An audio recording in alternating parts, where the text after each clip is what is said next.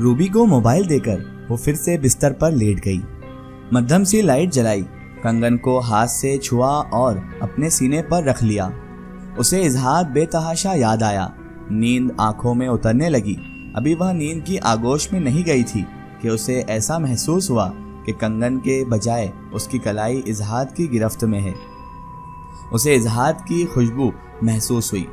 उसके बालों को किसी ने छुआ। उसे महसूस हुआ इजहार उसके बालों में उंगलियां फेर रहा है। उसे अपने करीब इजहार की सांसें महसूस हुई। उसके पूरे वजूद में थरथराहट सी दौड़ गई और वह एक झटके से उठी। उसके दिल की धड़कन बहुत तेज थी। उसे शर्म और खौफ ने घेर लिया। जल्दी से उसने कंगन उतार कर अलमारी में रख दिया और बिस्तर पर लेट गई। उसके बाद उसे कुछ महसूस न हुआ। हिजाब को अपनी कैफियत समझ नहीं आ रही थी। कभी इजहार का सोचकर उसका दिल खुशियों से निहाल हो जाता और कभी वह उस बात से खौफजदा हो जाती कि वह एक जिन है। पीर साहब ने बताया था कि वह मोहब्बत करता है मुझसे, हालांकि कभी इजहार ने इजहार नहीं किया है। हिजाब उसको महबूब की तरह सोचती तो बेतहाशा शर्म महसूस होती।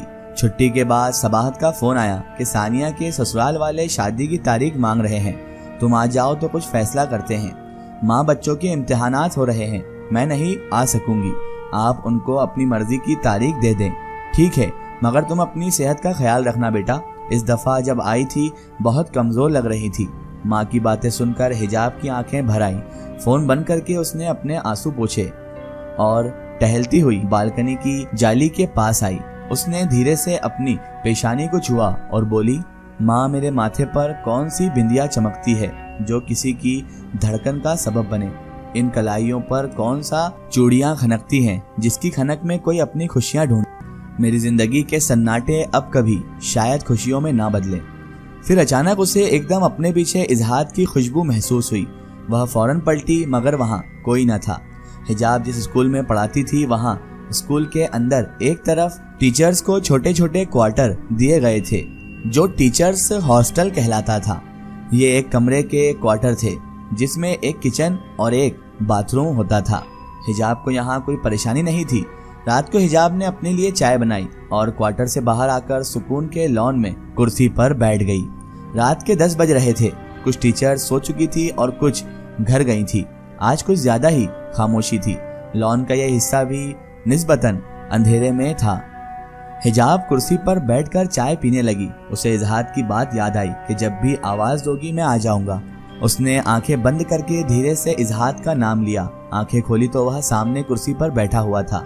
उसने हैरत से पूछा, तुम वाकई आ गए हो या ये मेरा वहम है? इजहार ने अपनी कुर्सी हिजाब के नजदीक की और उसका हाथ पकड़ा। ऐसे कैसे हो सकता है कि तुम बुलाओ और मैं ना आऊं? हो सकता है ऐसा? दिल चाह रहा था तुमसे ढेर सारी बातें करूं। इजहार कहने लगा, बोलो मैं सुन रहा हूं। वैसे इस इतवार सानिया की शादी की तारीख तय हो रही है। तुम्हें कैसे मालूम? मुझे कैसे मालूम हुआ ये तुम छोड़ो। ये बताओ तुम जा क्यों नहीं रही अपनी बहन की तारीख में? हिजाब का चेहरा दुख से भर गया। मेरे जाने या ना जाने से क्या फर्क पड़ता है? बस मैं फंक्शन में होने वाले खर्चे का बंदोबस्त कर दूं तो मुझे सुकून मिल जाएगा। मेरे अंदर के सन्नाटे ये खुशियों भरी महफिल सह नहीं सकते। अपने ये सन्नाटे खत्म कर दो। अपने लिए कोई खुशी की राह ढूंढ लो जो तुमसे बेहद मोहब्बत करे। इजहार ने सर झुकाकर आस्तगी से कहा। हिजाब कुछ देर तक उसका चेहरा देखती रही और कुछ ना बोली। वह भी खामोश रहा। पीर सुभान शाह ने कहा था कि मोहब्बत तो तुम भी मुझसे करते हो। मोहब्बत? मैं तो तुमसे इश्क करता हूँ, इसलिए चाहता हूँ किसी अच्छे इंसान से तुम्हारी शादी हो जाए। बस तुम्हारी तरह का इंसान हो वो भी। इजहार की आवाज में दर्द था। हिजाब खामोश रही। हिजाब मेरी जान हो तुम। बेहद चाहता हूँ मैं तुम्हें। मेरे साथ जिंदगी गुजारते तुम्हें कभी ये एहसास ना होने दूंगा कि मैं तुम्हारी तरह का इंसान नहीं हूँ। तुम आम इंसानों से ज्यादा मुकम्मल जिंदगी गुजारोगी मेरे साथ। कोई कमी ना होगी मगर तुम अपनों से मिल नहीं सकोगी। मैं चाहूँ भी तो अपने खानदान के खिलाफ नहीं जा सकता। वो लोग तुम्हें कबूल कर रहे हैं मेरी गुड़िया, मगर तुम्हें माँ की याद तो आएगी ना। तुम पर ऐसा जुल्म करके तो मैं खुशी हासिल नहीं कर सकता और मैं भी खुश नहीं रह सकता।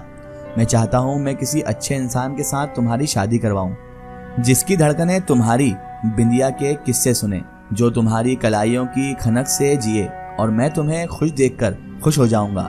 इजहार ने बेरहमी से पूरा तज्जिया किया। चुप हो जाओ, मुझे नहीं करनी किसी से भी शादी। हिजाब के माथे पर बल आए थे। मैं आजकल सोच की एक अजीब तकलीफ से गुजर रही हूँ। मेरे अपने ना हुए। मेरी बहनों को सिर्फ अपनी खुशियाँ अजीज है। देखो ना, एक कॉल तक नहीं की दोनों ने मुझे। वह सिर्फ अपने बारे में सोचती हैं। बस माँ है जिसके लिए मैं अहम हूँ, वरना बहनें तो मुझे भूल ही गई हैं। वह दोनों जब भी मुझसे बात करती हैं बस यही कि मेरे पास ये नहीं है, वो नहीं है, ये सभी बातें करती हैं। हिजाब ने धीरे से कहा, इजहाद, मैं माँ को नहीं छोड़ सकती, सिर्फ माँ ही तो है मेरे पास। इजहाद उसे उदास देखकर खासा परेशान हो गया था। वह बेचैनी से खड़ा हो गया और हिजाब की कुर्सी की पुष्ट पर हाथ रखकर कहा, मैं खुद इस वक्त का इंतजार कर रहा था कि तुम ये बातें अपने मुंह से कहो। मैंने तो इंसानों में ये बात देखी है कि इंसान पैसों की हवस में खूनी रिश्तों को आसानी से पामाल करते हैं। ख्वाहिशात की गुलामी उनसे बड़े बड़े गुनाह करवाती है।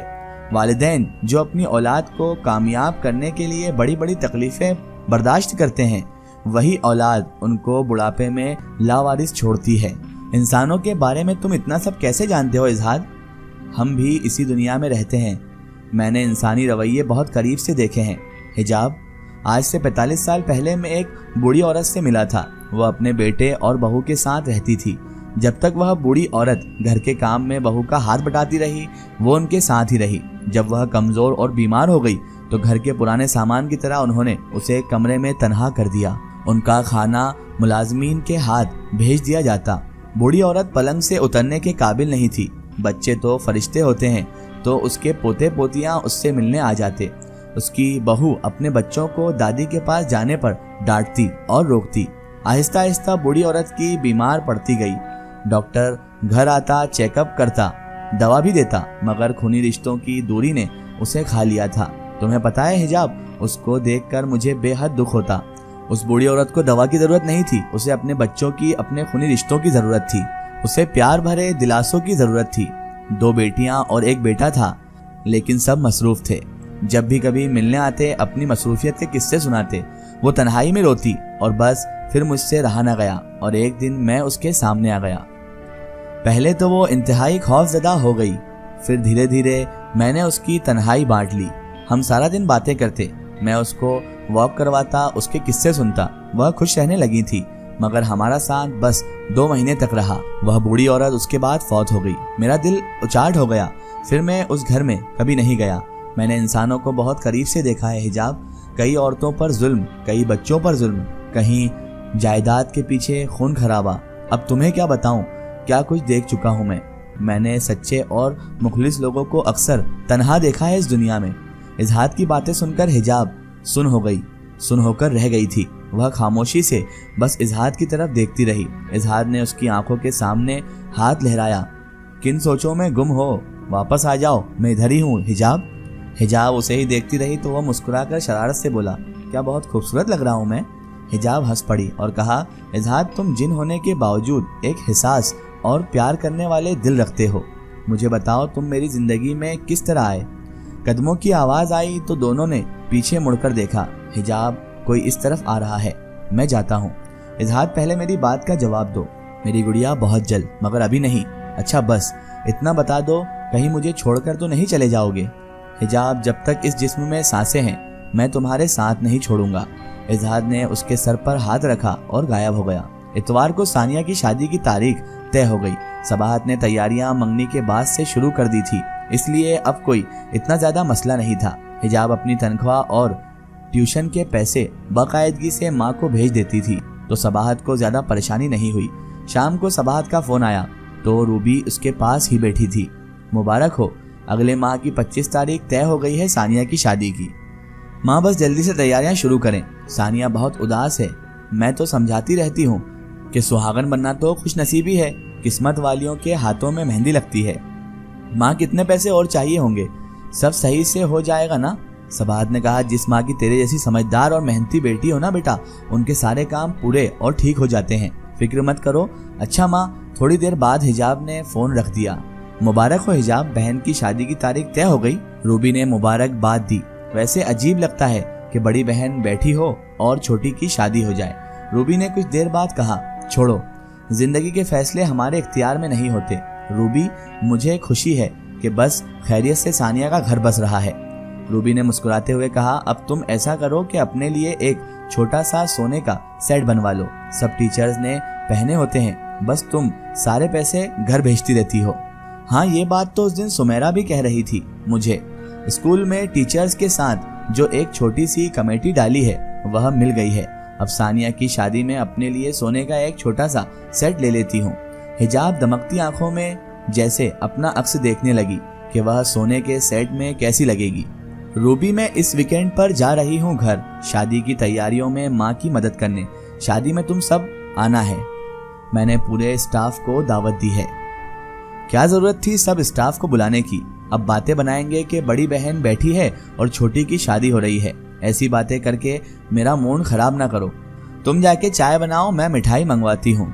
हिजाब ने उसे किचन में भेजा तो एकदम हिजाब के कान के करीब किसी की सांसों की आवाज आई और फिर सरगोशी सुनाई दी, मुझे मिठाई नहीं खिलाओगी? हिजाब जल्दी से खड़ी हो गई, लबों से बेसाख्ता निकला, इजहाद तुम हो इजहाद? लेकिन उसे कुछ दिखाई नहीं दिया। हिजाब ने मिठाई मंगवाई और रूबी चाय बनाकर ले आई। वह दोनों चाय पीने बैठी ही थी कि किचन से खटपट की आवाजें आई। हिजाब, मैं किचन में देख आऊं, बिल्ली ना आ गई हो। रूबी किचन में चली गई। हिजाब के हाथ में बर्फी थी। अचानक इजहाद ने सामने आकर उसका हाथ थामा और उसके हाथ को अपने मुंह के करीब लाते हुए वह आधी बर्फी खा ली और उसकी उंगली पे हल्का सा काटा भी। हिजाब के मुंह से गैर दानिस्ता आह निकल गई। आहिस्ता से कहा, मुबारक हो, और गायब हो गया इजहाद। इसका एक स्टोरी हम देखेंगे इसके अगले पार्ट में। दोस्तों, अगर आप भी अपनी जिंदगी की कोई सच्ची कहानी या सच्ची घटना हमारे चैनल से शेयर करवाना चाहते हैं और आप चाहते हैं कि आपकी स्टोरी भी माई स्टोरी बुक चैनल से शेयर हो, तो आप हमें हमारे फेसबुक पेज पर कांटेक्ट कर सकते हैं और अपनी स्टोरी वहां पर हमें बता सकते हैं।